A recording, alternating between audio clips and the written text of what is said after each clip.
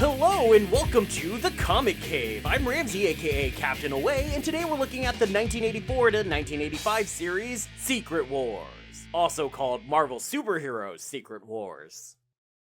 It all started with toys. Action figures, to be exact, though the action there may have been a bit of a generous term since apparently they didn't move a whole lot, but anyway. When the toy company Kenner decided to make their sweet line of figures based on DC superheroes and villains, Mattel worried about being left behind and quickly licensed Marvel for their own line of figures. But worried that Marvel characters weren't big enough names to sell toys, Mattel asked Marvel to come up with a big blockbuster comic that could be marketed alongside the toy line. And that gave us Secret Wars. Obviously, or else I'm just really bad at introductions. I don't know. ¿Por qué no los dos? By this point, Marvel had already done a lot of experimenting with crossing over their various heroes from all their disparate titles. The Avengers had all started out in separate books before joining together under one title, as had the Defenders, and big events like the Kree-Skrull War, the Avengers Defenders War, and Contest of Champions, or as one of you correctly pointed out, the marriage of Sue and Reed, brought much of the Marvel Universe together for those stories. Still, a company-wide crossover was seen as a massive undertaking at the time, enough so that editor Tom DeFalco even apparently refers to Secret Wars as the first Marvel title to meet that definition, despite having also worked on Contest of Champions, which easily had as many characters from as many titles as a focus, but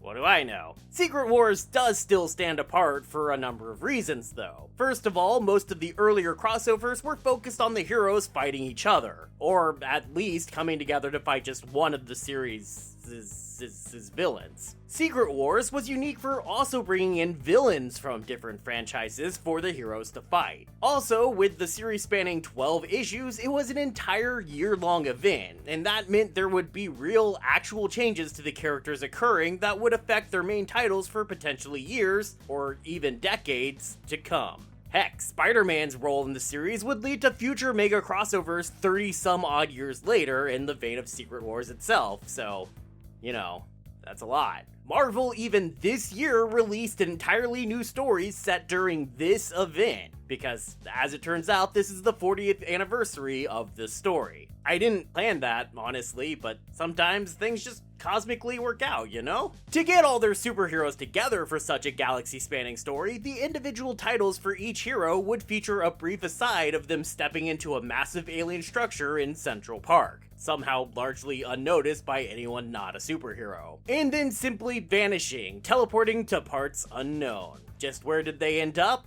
Let's find out and take this away.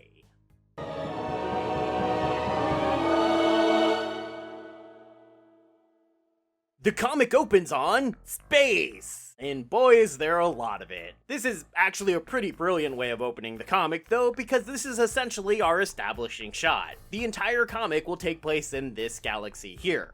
Also, it won't, but I'll explain what I mean by that in a second. First, into this space comes a giant structure, and inside that structure, an ultimate gathering of ultimate destiny. Man, look at all those folks. Just about everybody's here. You got Lopan, Superman, every single Power Ranger, Bill S. Preston, Theodore Logan, Spock, The Rock, Doc Ock, and Hulk Hogan.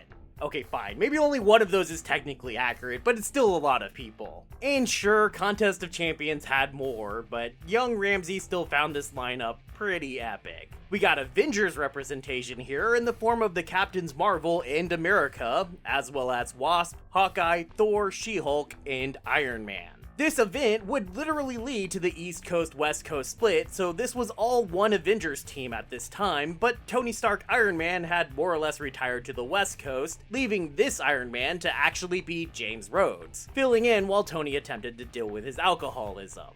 Again.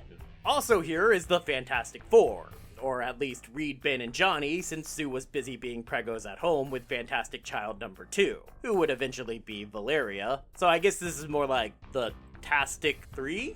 Then there's the X-Men, starring Charles Xavier, Cyclops, Storm, Wolverine, Nightcrawler, Rogue, and Colossus. Yes, and everyone's favorite Lockheed. Who's a good dragon? Yes, you are. We also have solo heroes Spider-Man and the Hulk, who at this point in continuity had merged his brain with Banner's to be Smart Hulk, which would prove to be an on-again, off-again thing throughout the years for Big Green. Last up is Magneto, which, as the Thing points out, is a little weird, especially seeing as there's a second ship filled with some of the biggest villains of the Marvel Universe. That roll call includes Dr. Doom, the greatest of them all, but also features the Enchantress, the Absorbing Man, the Lizard, Doc Ock for real this time, Ultron, King the Conqueror, and the Wrecking Crew, which includes the Wrecker himself, Thunderball, if you can believe that name, Pile Driver, and Bulldozer. Also here is Molecule Man, who has the power to control all molecules in the universe, but also has been supposedly cured of his evil ways. Most notable, though, is probably the inclusion of the giant elephant in the room, Galactus, the World Eater. A strange choice since his actions are supposedly not malicious or evil. He just hungers. I subscribe to a fan theory that these villains were chosen because they're the ones most feared by the hero group, either because of their power or what they might be capable of, or what they might represent. But that discussion could probably be an entire video on its own, so moving on. Interesting to note is that the villains were just plucked out of their lives, like Creel, the Absorbing Man, was brought here from prison, which is why he carries his ball and chain with him. A super outdated thing that doesn't make sense to most modern readers probably, and honestly, him and Thunderballs over there carrying basically the same accessory had me convinced for years that they were maybe related or at least on the same team or something, but neither is actually true, at least not before this point. But anyway, this apparently means that the deception of the giant arena in Central Park that all the heroes found wasn't actually necessary, so I'm not sure why they really did it, but oh well. Fighting breaks out before the series really even gets going, as Ultron, who had before this point been deactivated, finding himself awake again, decides to kill all the soft, squishy, fleshy things in the ship with him, as he's the enemy of all living things, regardless of affiliation. But Galactus ends up snuffing him out, literally like a candle, and he won't really play a significant part for the rest of the story. Meanwhile, outside the windows, the galaxy around them is being simply wiped away until only a single star remains, and then a giant world is pieced together before their very eyes. This will become known as Battleworld, and all of this is being done by a being that speaks to them through a rift in space. It says it is a creature from beyond that can grant them whatever their hearts desire if they simply fight for his amusement and defeat the opposing team. Galactus, who names this entity when he echoes his words back at him to call him the Beyonder, isn't having it and flies right through the roof of the dome and attempts to attack the Beyonder, who swats the Big G as easily as Galactus had done Ultron. Doom, who also desires the Beyonder's power for his own, attempted to follow Galactus and claim some of the leftovers from their potential battle, and ended up getting hit by the Beyonder's power as well. The two crash on the planet below, where they'll both turn out to be fine, and I love the way Galactus gets up. What an absolute baller move, rising up like a Dracula or something. So cool. Galactus will spend a good chunk of the rest of the story standing up on a mountain encased in solar rays, so we'll get back to him later. By this point, the two ships had landed, and Doom finds the villain team in a fortress, already grabbing equipment to use in a fight against the heroes. Doom is dismayed that their goals are so small-minded and decides he needs to speak to Reed Richards, as the only other person intelligent enough to understand the importance of the Beyonder's power. But Kang, who at this point in time was believed to be a future descendant of Doom, shoots Doom down rather than let him betray them to the heroes. But the heroes are significantly less united in their goals. The Avengers are unwilling to trust Magneto, seeing him as a terrorist,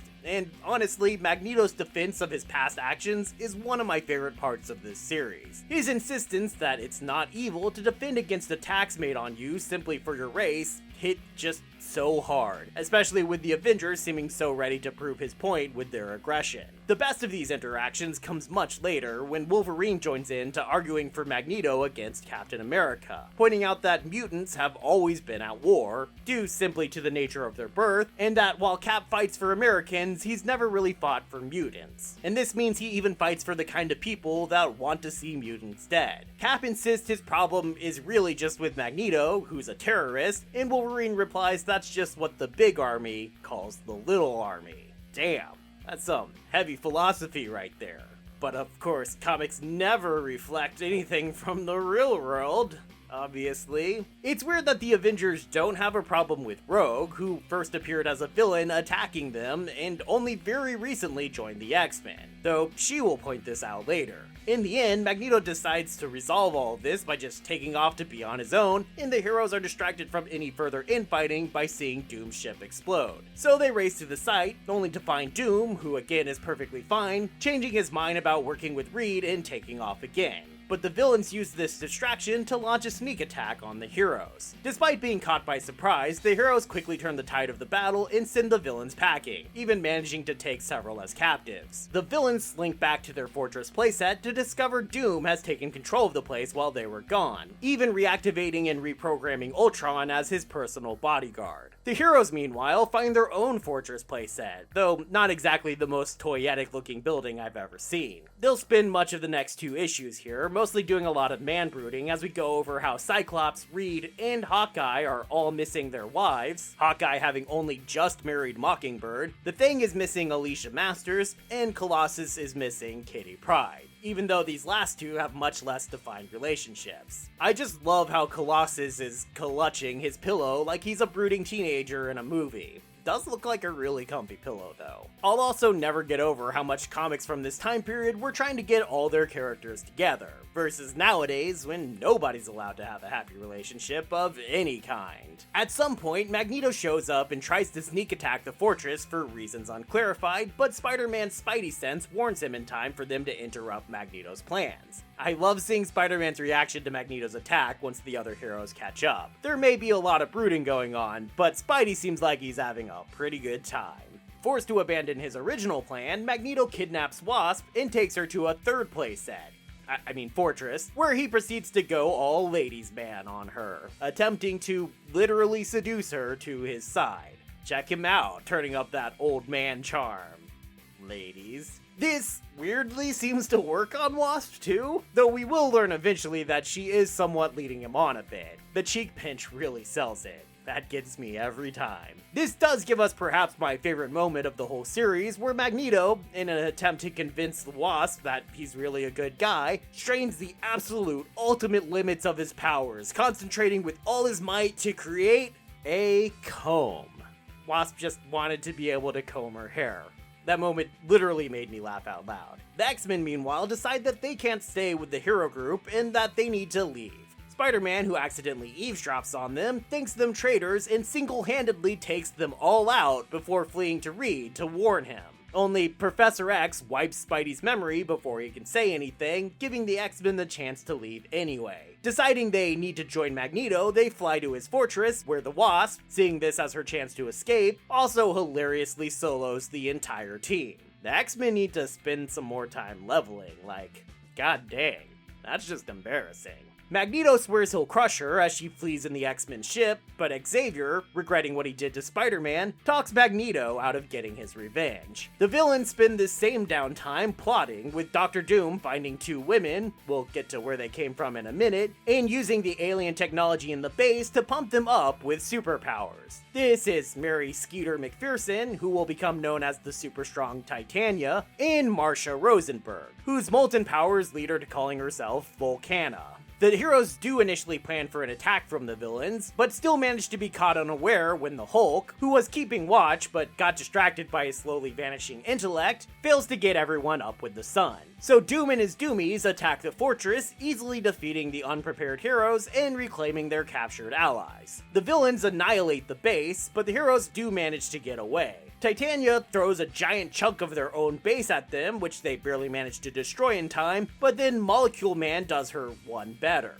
Well, more like a million better, dropping an entire mountain range on the good guys. Holy crap, that's insane.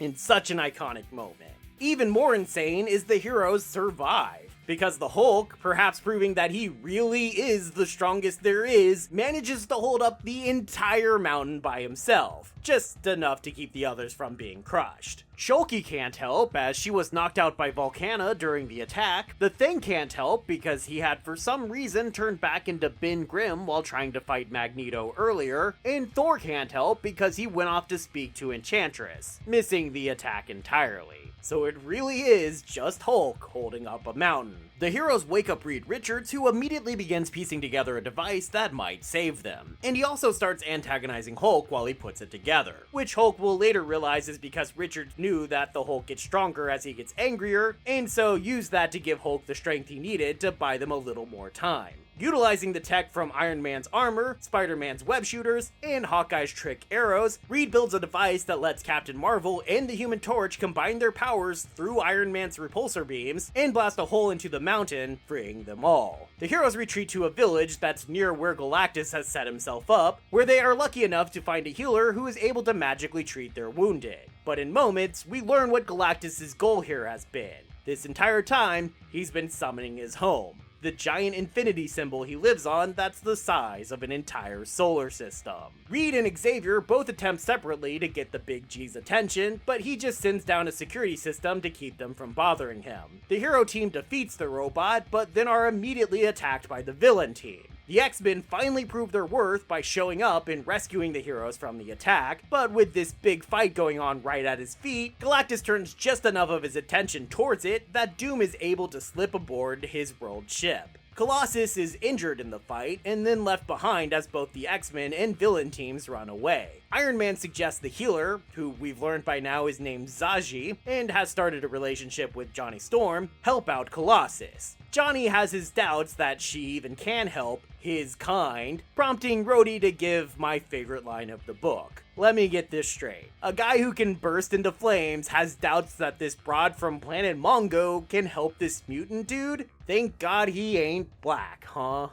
Damn, Rhodey. Dropping them truth bombs. Yeah, we do know what you meant, Johnny. You meant you're racist. I love that they chose Rhodey to be the one to point this out. Galactus begins building a device that will let him consume Battleworld, but meanwhile up on his ship, Doom discovers the supervillain Claw. Claw is a being made of pure sound, who was absorbed by Dazzler in her first self-titled series and then fired out at Galactus in the very next issue. This apparently dispersed his energy across the ship, allowing Doom to find him as sort of a ghost in the machine. When Doom realizes Galactus is his plan, he sends Claw down to the villains to get them to delay Big G, while Doom looks for some way to turn this to his benefit. The villains' attempt to distract Galactus is interrupted by the X-Men, and the bad dudes end up fleeing after Wolverine nearly kills the Molecule Man, making him the real bad dude. And that's something Cyclops is not particularly happy about. Still, Cyclops decides to finish what the villain started, setting off a volcanic eruption that sets off a chain of others, threatening to destroy the Peacemail planet, forcing Galactus to repair the planet before he can consume it. This backfires on Doom though, since it causes Galactus to notice Doom aboard his ship, and the dock is ejected, forcefully, back down to the planet. At this point, the heroes are joined by Julia Carpenter, the second Spider-Woman, and my personal favorite, mostly because she's the only one I knew about for a long time because of this story, who explains that an entire suburb of Denver is one of the sections the Beyonder drew from various planets to create Battleworld, and so that's how this Spider-Woman, and a number of other people that we'll eventually learn includes Titania and Volcana,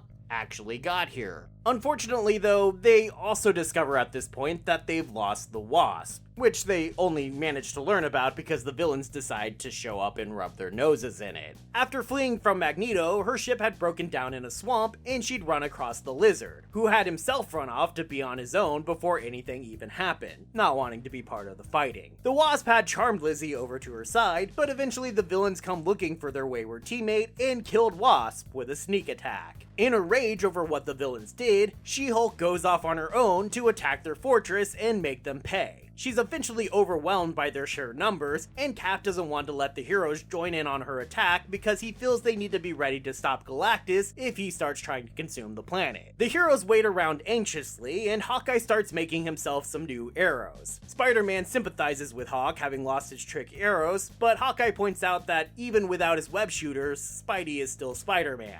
But without arrows, Hawkeye is just a guy in a funny suit. Aw, that's not true, Hawkeye. Even with arrows, you're just a guy in a funny suit. I also love this moment where Rhodey attempts to chill with Captain Marvel, who is not putting up with being called babe.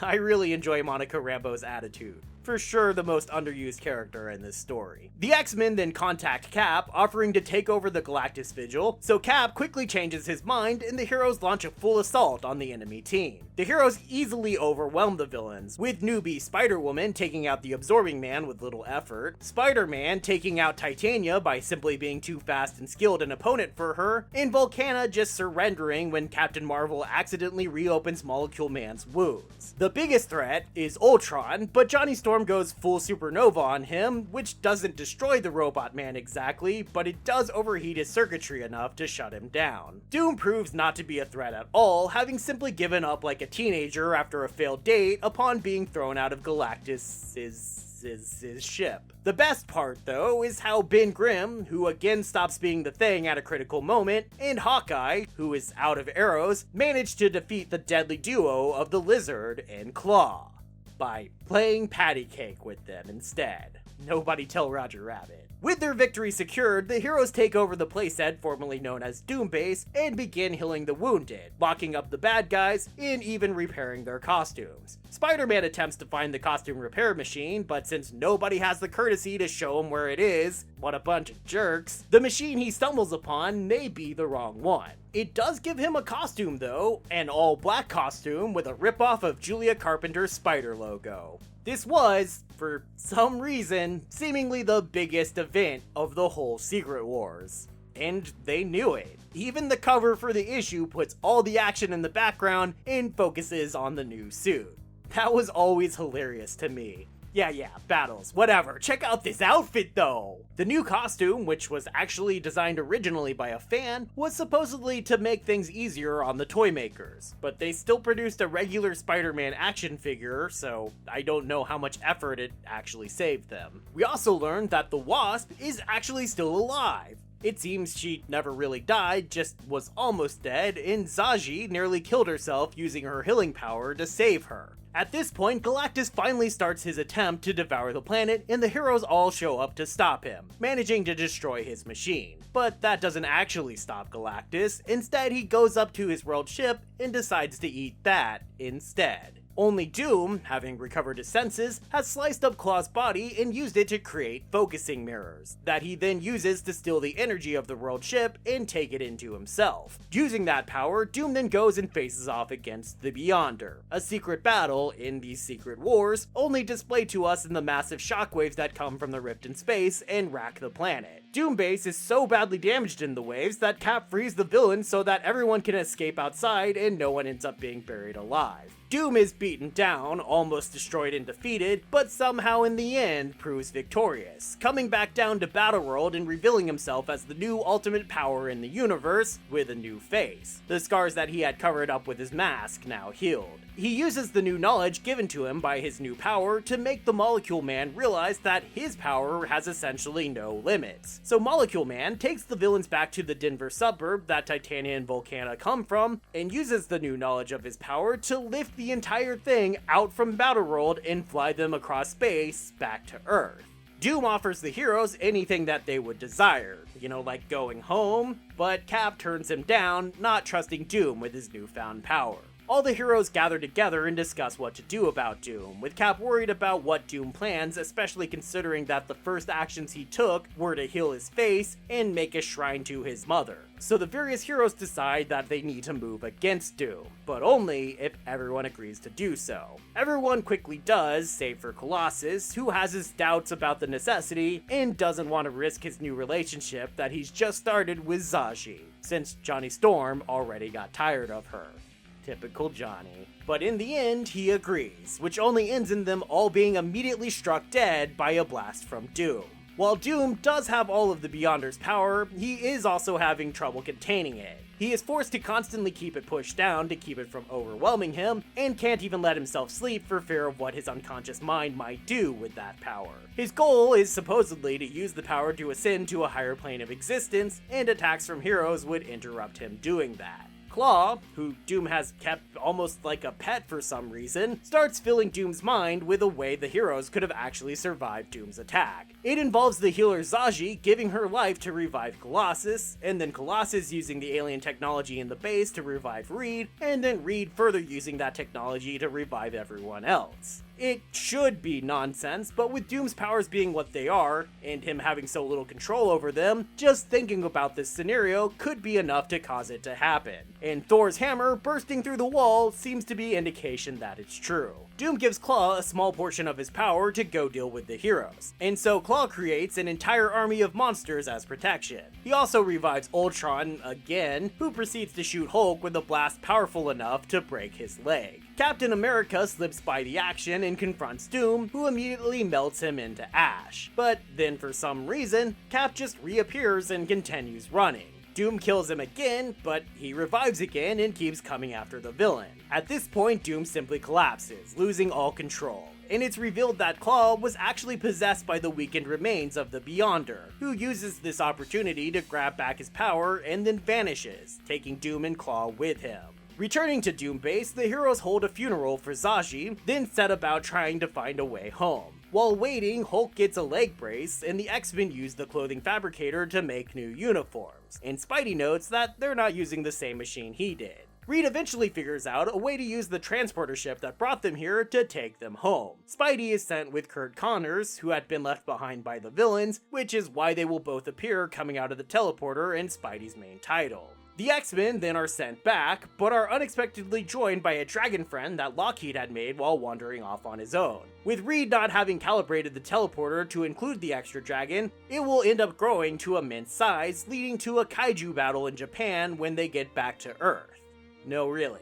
The Avengers go next, but aren't joined by She-Hulk. Instead, she's going to take Ben Grimm's place on the FF, since Ben is planning to stay behind. Ben wants the chance to figure things out, since he's able to stop being the Thing, if only temporarily, on Battleworld. So the comic ends with Ben sending the FF home, and then preparing for a future of exploring Battleworld by himself in his own series. But that's a different story, and this is time for the breakdown.